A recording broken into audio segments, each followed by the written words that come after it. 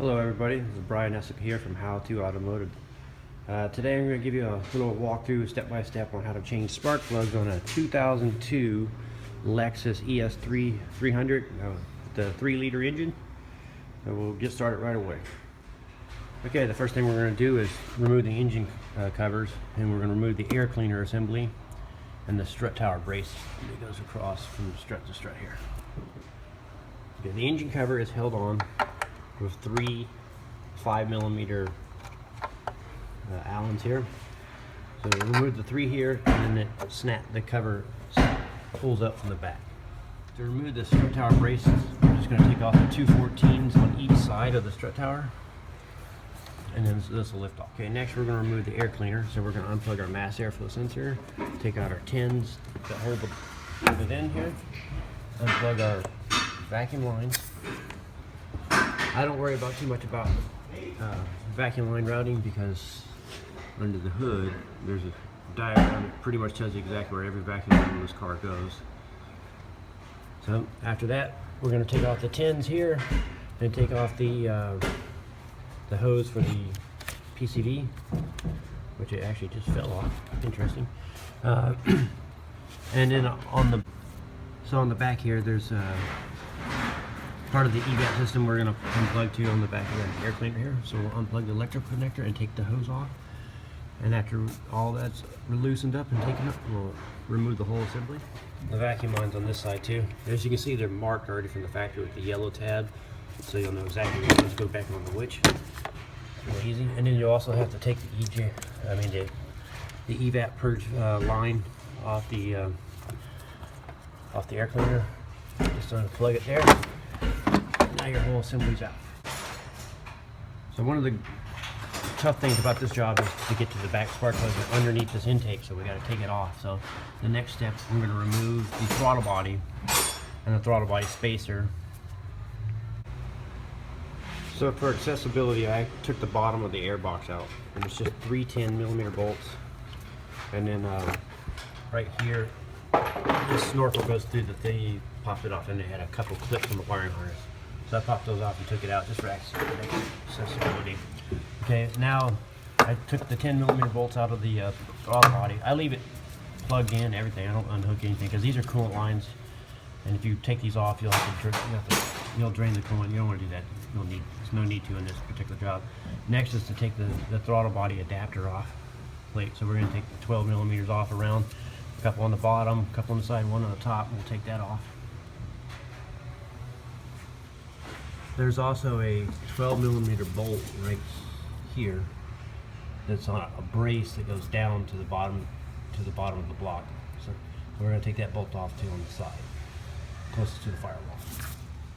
So after getting all the nuts and bolts off the throttle body spacer here, you'll take off the 2 vacuum lines here on the left side of it, pull it off, and set it aside, like so. Next we're going to tackle is the vacuum switching manifold section here. We'll start by removing the 10mm bolt here and 10mm bolt here, and this will flip up out of our way. Okay, after removing the 2 tins from here on the corners, I'm going to pop the vacuum line off here and here, and now the whole assembly will flip over like so. And that gives you access to your bolts to take off your intake manifold. But before we get to removing the bolts on the manifold, we need to get to this one support brace bracket right here.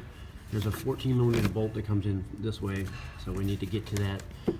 And usually a wrench will break it free, and hopefully you can spin it out with your fingers. If not, it's going to be slow going, small, short wrench. So to get to that bolt, you want to use you might actually want to try to crack it free with like a flex wrench like this one. It's long, it's really long. I'm just thinking getting in the frame here. So anyways, if you can get that back there and crack the bolt free, then maybe use your shorty wrenches or a ratcheting wrench like so. So I was lucky. I was able to get my long ratchet flex head wrench like so back and crack it free. Then I was able to spin the bolt off, a short bolt, 14mm here.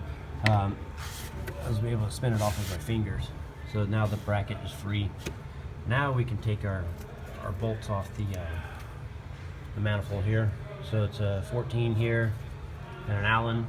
Okay, after getting all the 8mm Allens and the 214s that on the ends taken off, there's one last support bracket on the throttle body side.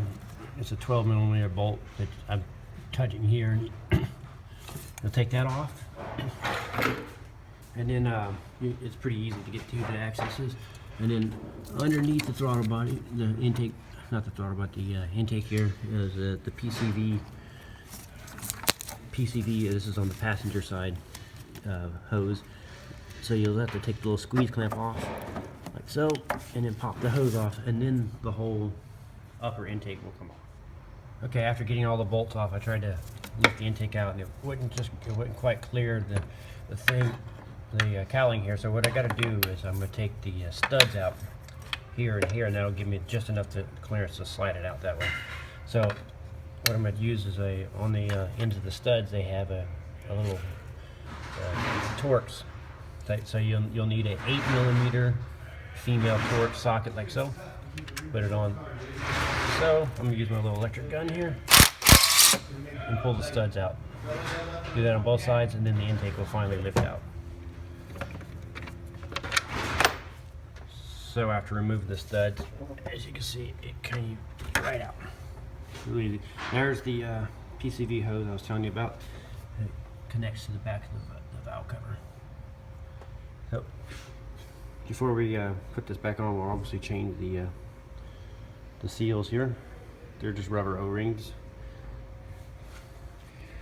And the reason why we did all that was to get to the 3 coils here. So we'll take I like to unplug the coils by pushing the tabs in here. So if you can see it, push the tabs in, pull the connectors off, take the tins out, and pull it out. But before I do that, what I'm going to do is I'm going to put some rags and cover up the intake ports here on the lower intake. That way nothing falls in and causes us any trouble while we're doing the job. So after unplugging the coils and taking the 10mm bolts that hold them in, they just lift straight up out like that. And that's it. So I took all 3 from the back, and I'm going to take out all 3. So I unplugged them here, took out the bolts here on all 3 in the front, like so. And then we'll proceed to remove the spark plugs. Now, one of the common things on these cars is the seal here on the valve cover, on the inside of the valve cover, will leak, and the tubes will fill up with oil. If that happens to happen, you have to replace the valve cover gasket. So that'll create misfires. It'll destroy the coils. Okay, next is to find the proper socket for the spark plugs itself. And this happens to be a 5/8 size one. It's always good to use a quality one. This particular one has a magnet in it, so when you take them out, the spark plugs stick to it when they come out. So the tip I want to bring you guys is when you're doing your spark plugs, always do it by hand. Remove them and install them by hand. To resist the urge to use the power tool, I've seen it time and time again where it either pulls the threads out of the head or it breaks the spark plug off. Alright guys, we're going to put the spark plugs in now. So what you want to do is you want to put a little anti-seize on these threads before you put it in. And then after you do that, you'll thread them in by hand. So thread them in by hand. What you want to do is you want to screw them all the way down to the bottom.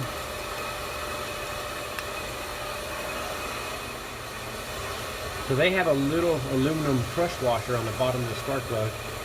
So you want to turn them, screw them to the flush, and then turn them until they have like, you can feel the little washer crush. And that's about it. You don't need them super tight. But after you get all 6 of the spark plugs put back in, you put your coils back in and plug them back in. And after you get all your coils back on, time to put the intake back on. Okay, what you want to do is you want to replace your intake gaskets. They're just like rubber O-ring type style gaskets. Put new ones in, and then we're gonna slip it in. Actually, first we're gonna make room here and flip our manifold back over. Remove our rags that we stuffed in the intakes, so we nothing fell in there. You might want to get a flashlight and look down each one of the ports just to make sure that nothing fell in the process, and wipe the surface down, and then we'll put the intake back. So I'm going to slip the intake in like so, and flip it back, and then I'll start a couple of the bolts here and here, and I'll put my studs back in that we took out on the corners. Okay, what I like to do after I get the studs back in and the 8mm in, I just leave them loose, and I leave the intake loose, and I go ahead and install my PCV valve, and I go ahead and with it loose, it's easier to install the bolts of the bracket because you have a little bit of play. Because if you torque it down, it may change the angle of how they originally sat, and it might be hard to start the bolts coming from the back. So I leave it loose like so, and start all the bolts of all the brackets that I took off in the back. And then after that, but I don't tighten these down either, I just start them. And then after they're all started, then I torque the intake back down. Okay, after getting the intake torqued back down, the bolts on the back of the brackets on the back retightened, I'm gonna put the throttle body adapter back on. And make sure you change the gaskets here too. And then I'll bolt that all up. Then I'll bolt the throttle body up. And then after that, we'll hook all our vacuum lines back up. And don't forget your bolt for your support bracket on the throttle body, or on the throttle body adapter here. Okay, next we'll put the throttle body in. Important tip is when you change this gasket here, it has a dome shape in it. Make sure the dome faces inwards. If you flip it around backwards, it'll stop the throttle from opening up. I had that happen one time. I was trying to drive a car and it only goes half throttle. Okay, now that the throttle body is all hooked back up, we're gonna put our vacuum manifold back on here. Go ahead and put those back in place, bolt the tins back on, and then start plugging everything back in the way it came off. If you don't know, if you can't remember, there's a diagram on the hood, unless your car's been wrecked or something. Well, most cars, they have the diagram. If you don't have the diagram, I recommend you take pictures or something like that before you disassemble it. But most of them, as you can tell, like as I laid this back down, they pretty much, you could tell exactly where they went. Pretty much tell. So we'll plug all of them on, including the ones that we took off on the side. And after we get all that done, we'll put the airbox back on, and air cleaner. Okay, after routing all my vacuum lines on for the evap system, the vacuum switches for it, if it has EGR or not. This one doesn't, I don't think. Anyways, all the vacuum lines are replaced, the air cleaner's back on. Make sure you get the hose that goes to the part of the evap system here. Make sure you get that plugged in and just double check. So what I like to do is I like to get a flashlight and start in the back and just look and just double check my work and go all the way around everything you touched, and just double check everything you can before you start it. And then once you're satisfied that everything is hooked back up and ready to go, the car's ready to start and give it a test drive. One last thing we got to do is we got to put the crossover pipe brace back over for the strut towers here, and then we're ready to start this car. My name is Brian Essick, and I'd like to thank you guys for watching these videos, and invite you to subscribe and check me out on Facebook and at howtoautomotive.com. As always, it's my pleasure sharing my experience with you, and I'd like to thank you again for watching. Thank you.